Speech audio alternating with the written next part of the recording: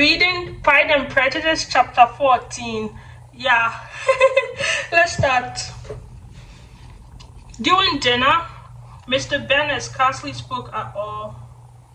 But when the servants would withdraw, he thought it's time to have some conversation with his guest, and therefore started a subject in which he expected him to shine, by observing that he seemed very fortunate in the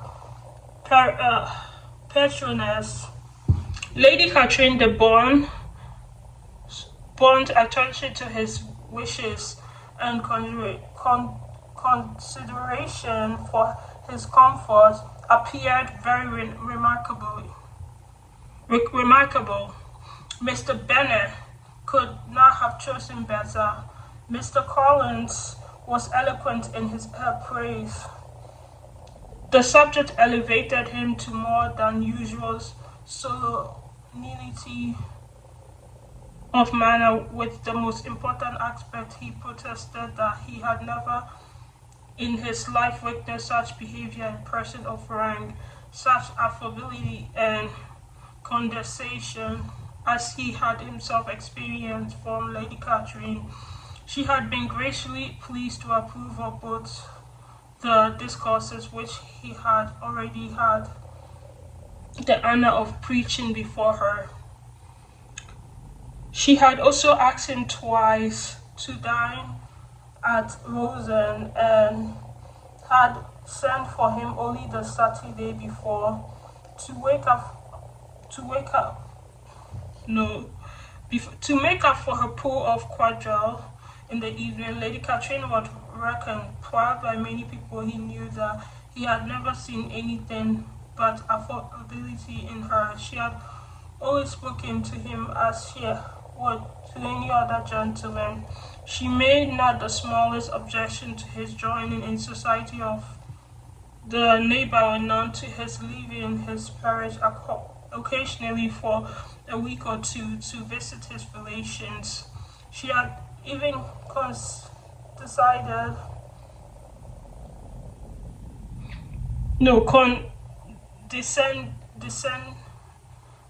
condescended to advise him to marry as soon as he could, provided he chose with discretion, and had once paid him a visit in his humble parsonage, where he had perfectly approved all the altercation he had been making, and had even vouchsafed to suggest some herself. Some shelves in the closets upstairs. That is all very proper and civil, I am sure, said Mrs. Bennet, and I dare say she's a very agreeable woman. It is a pity that great ladies in general are not more like her. Does she live near you, sir? The garden in which stands my humble abode is separated only by a lane from Rosen Park. Her ladyship's residence. I think you said she was a widow, sir. Has she any family? She said she has only one daughter. No, she has one only daughter. The heirs of Rosen and of very extensive property. Ha! Cried Mrs. Bennet, shaking her head. Then she's better off than many girls. And what sort of young lady is she? Is she handsome? She is a most charming young lady indeed. Lady Catherine herself says that in point of true beauty, Miss de Bourgh is far superior to the handsomest of her sex. Therefore is that in her features which marks the young lady of a distinguished birth.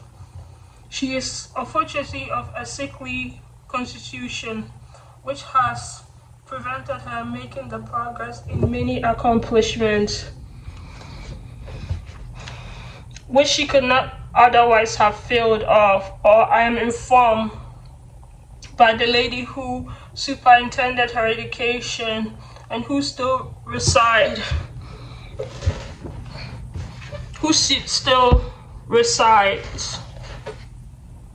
sorry, resides with them.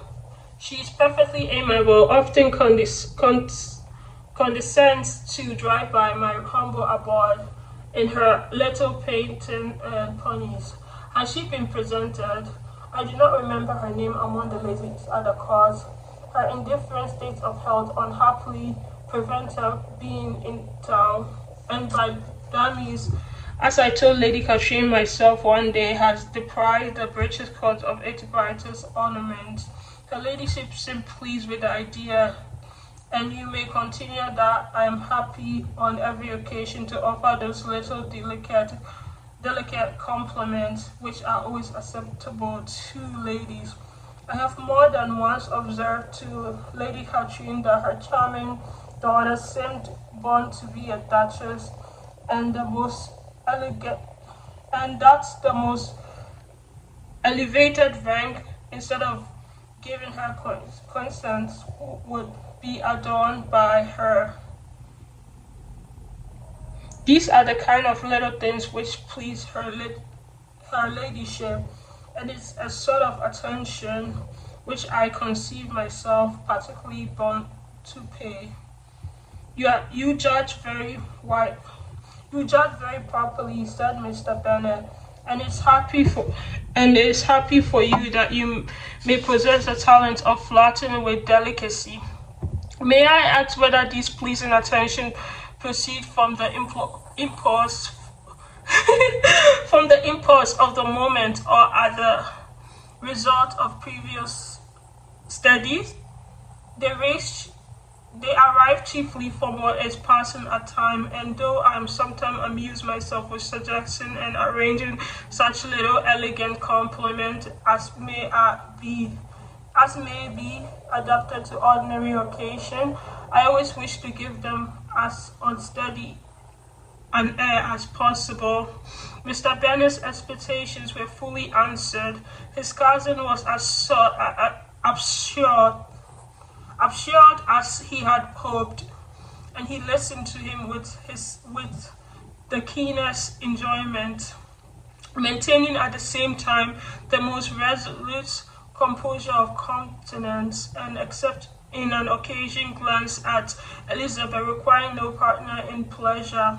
By tea time, however, the dose had been enough, and Mr. Bennet was glad to take his guest into the drawing room again, and the tea was over, glad to invite him to the room allowed to the ladies.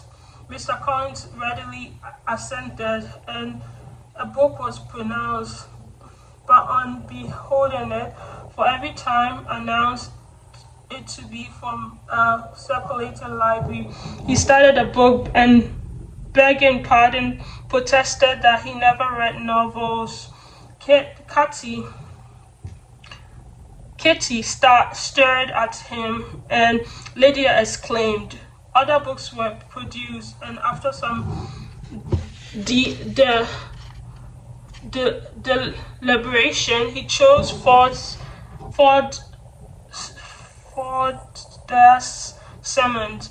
Lydia gaped as he opened the volume before he had, and very monotonous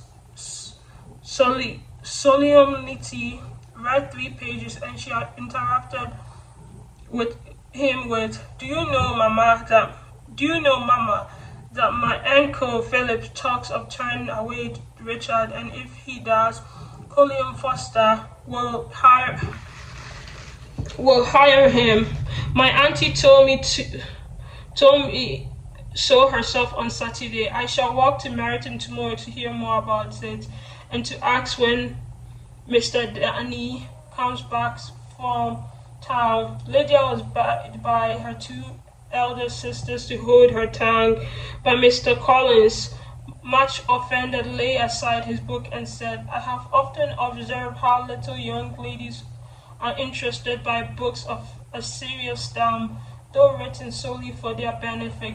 It amazes me, I confess, for certainly there can be nothing so adventurous to them as instruction, that I will no longer importune my young cousin. Then turning to Mr. Bennet, he offered himself as his antagonist at backgammon. Mr. Bennet accepted the challenge, observing that he acted very wisely in leaving the girls to their own trifling amusements. Mrs. Bennet and her daughters apologized most civilly for Linda's interruption and promised that it should not occur again if he would resume his book. And Mr. Collins, after assuring them that he bore his young cousin no ill and said never resent her behavior as any affront, seated himself at another table with Mr. Bennet and prepared for backgammon. I'm done. Yeah, I did well. I'll come back tomorrow again and read the next chapter. I did well. I'm proud of myself. Yeah, I am.